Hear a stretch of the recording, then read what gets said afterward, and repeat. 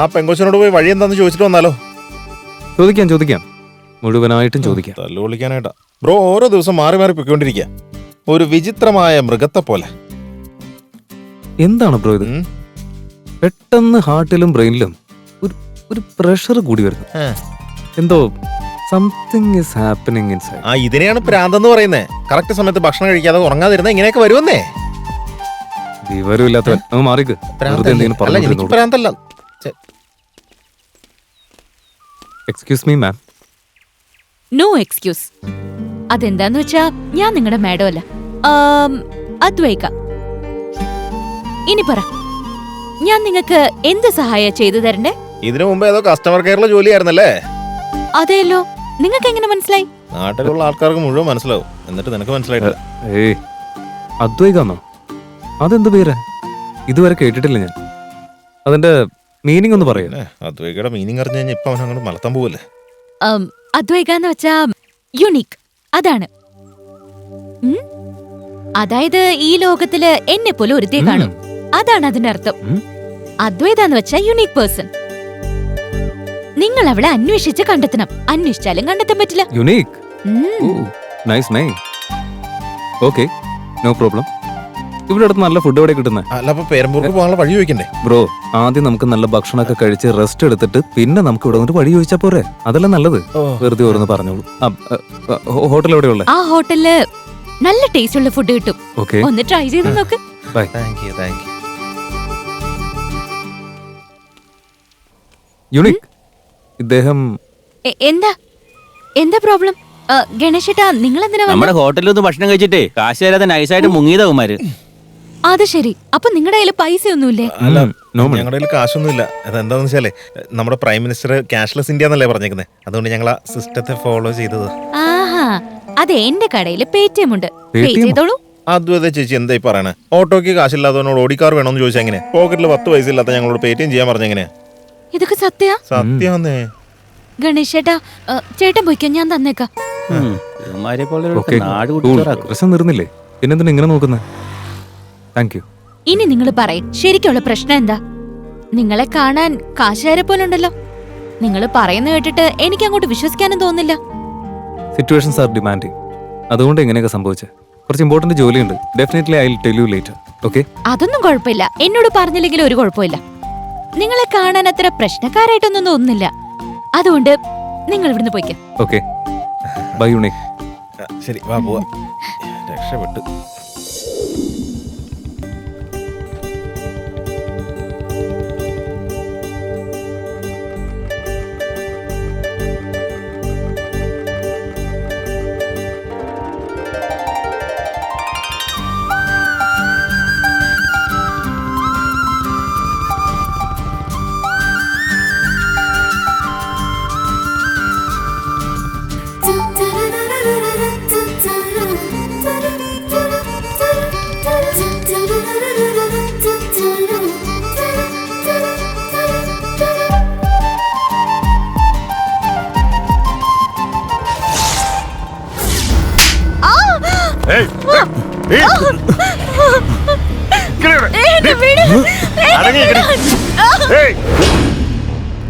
കുറച്ച് ലേറ്റ് ആയി പോയി. No problem.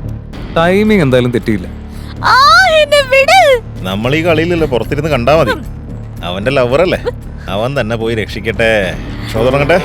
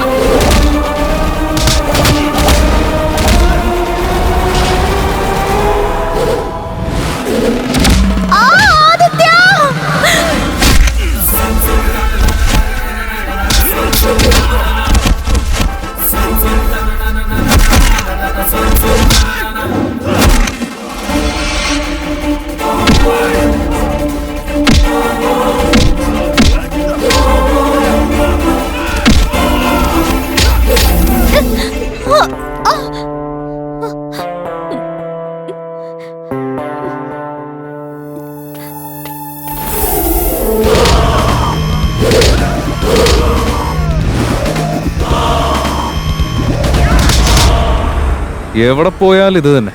ഞാൻ ഇനി പറയാൻ പോകുന്നത് നിങ്ങളെപ്പോലുള്ള ആൾക്കാർ കേൾക്കാൻ വേണ്ടി മാത്രമാണ്. ഇത് ഓരോ ദിവസവും മനസ്സിലാക്കിക്കൊണ്ടിരിക്കാൻ ഞാൻ ഒരുപാട് നാടുകൾ ഞാൻ സഞ്ചരിച്ചിട്ടുണ്ട്. ഏത് നാടിന്റെ ചരിത്രം എടുത്താലും അവിടുത്തെ സൽപ്പേര് നശിപ്പിക്കുന്നത് നിങ്ങളെപ്പോലുള്ള കുറച്ച് വൃത്തികെട്ടവന്മാര് മാത്രമാണ്.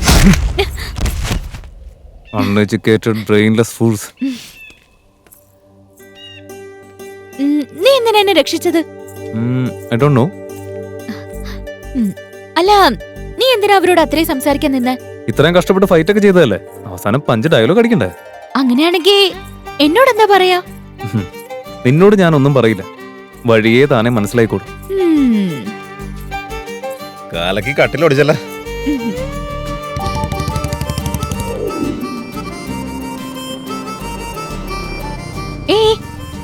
ഇതാ എന്റെ വീട്. ഓ, നൈസ് ഹൗസ്. കയറി വാ. വാ ആദിത്യ, മീറ്റ് മൈ ചിൽഡ്രൻ. നിന്നെ കാണാൻ വേണ്ടി വന്നതാ. ഇവരെല്ലാം എന്റെ കുട്ടികളാ. ഏയ് ഹായ് പറ. ഹായ്. ഹലോ. നിന്റെ കുട്ടികളാ? രാജു, ഇത് ഗീത, ഇത് സുജാത, പിന്നെ ഇത് കണ്ണൻ. അൺബിലീവബിൾ. ചെല്ലേ അകത്തോട്ടല്ലേ. 4 കുട്ടികളുള്ള പെങ്കൊച്ചിനെ പ്രേമിക്കാന്ന് പറഞ്ഞാൽ മോശം. എത്ര മോശമായിട്ടാ ഞാൻ ചിന്തിച്ച. അമ്മയൊന്നായിരിക്കില്ല, ചിലപ്പോ എനിക്ക് തോന്നി തെറ്റിദ്ധാരണയായിരിക്കണം. യാ മോനെ ഇങ്ങൊന്നേ. എന്താ? നിന്റെ ചേച്ചി എന്ന് പറഞ്ഞാൽ നിനക്ക് വലിയ ഇഷ്ടാ? അത് ചേച്ചിയല്ല, അത് ഞങ്ങളുടെ അമ്മയാ. അമ്മയല്ല, ചേച്ചിയല്ലേ? അല്ല ചേട്ടാ, അത് ചേച്ചിയല്ല, അമ്മ തന്നെയാ. ശരി, പൊക്കോ. ആദിത്യ, നീ കുറച്ച് റെസ്റ്റ് എടുത്തോ. ഭക്ഷണം ആവുമ്പോ ഞാൻ വിളിക്കാം. ഓക്കേ. ഗീത, അങ്ങോട്ട് മാറിയിരുന്നേ.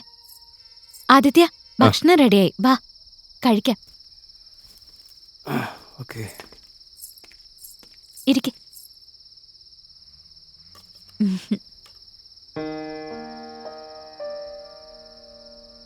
എങ്ങനെയുണ്ട്, കൊള്ളാമോ? കൊള്ളാം.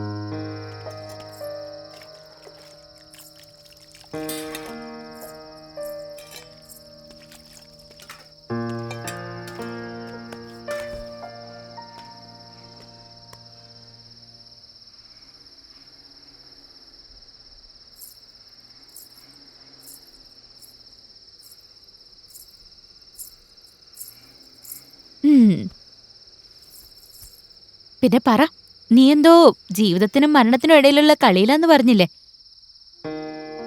തനിക്ക് 4 കുട്ടികളുണ്ടെന്ന് എനിക്ക് വിശ്വസിക്കാനേ പറ്റിയിട്ടില്ല. കണ്ടാ ഭയങ്കര യങ്ങാണല്ലോ. I can't believe it. എന്താ ബിലീവ് ചെയ്യാത്തെ? ഫോറിനിലൊക്കെ ഹസ്ബൻഡുമായിട്ട് ചേർന്ന് പോകില്ലെങ്കിൽ ഉടനെ തന്നെ ഡിവോഴ്സ് വാങ്ങിക്കും. പിന്നെ ഉടനെ തന്നെ അടുത്തയാളെ ഡേറ്റ് ചെയ്യാനും തുടങ്ങും. ഇന്ത്യയിലും അങ്ങനെ ചെയ്താ ഇപ്പൊ എന്താ കുഴപ്പം? എനിക്ക് എന്റെ ഹസ്ബൻഡുമായി ചേർന്ന് പോകാൻ പറ്റിയില്ല, അതുകൊണ്ട് ഡിവോഴ്സ് കൊടുത്തു. പിന്നെ കുട്ടികളെ ഞാൻ എന്റെ ഒപ്പം തന്നെ നിർത്തി. ഓക്കെ, ആക്ച്വലി തന്റെ പേഴ്സണൽ കാര്യത്തിൽ ഞാൻ ആവശ്യമില്ലാതെ തലയിട്ട് പോയി. അല്ല, ശരിക്കും നിന്റെ പ്രശ്നം എന്താ? നിനക്ക് എന്നെ വേണം, പക്ഷെ എന്റെ ഉത്തരവാദിത്തങ്ങൾ ഏറ്റെടുക്കാനൊന്നും പറ്റില്ല അല്ലേ? അതല്ലേ കാര്യം. അതൊന്നും അല്ല കാര്യം. എന്നാലും ഡൈജസ്റ്റ് ആവാൻ കുറച്ച് ബുദ്ധിമുട്ടുണ്ട്. എനിക്കിവിടെ താമസിക്കാൻ തോന്നുന്നില്ല.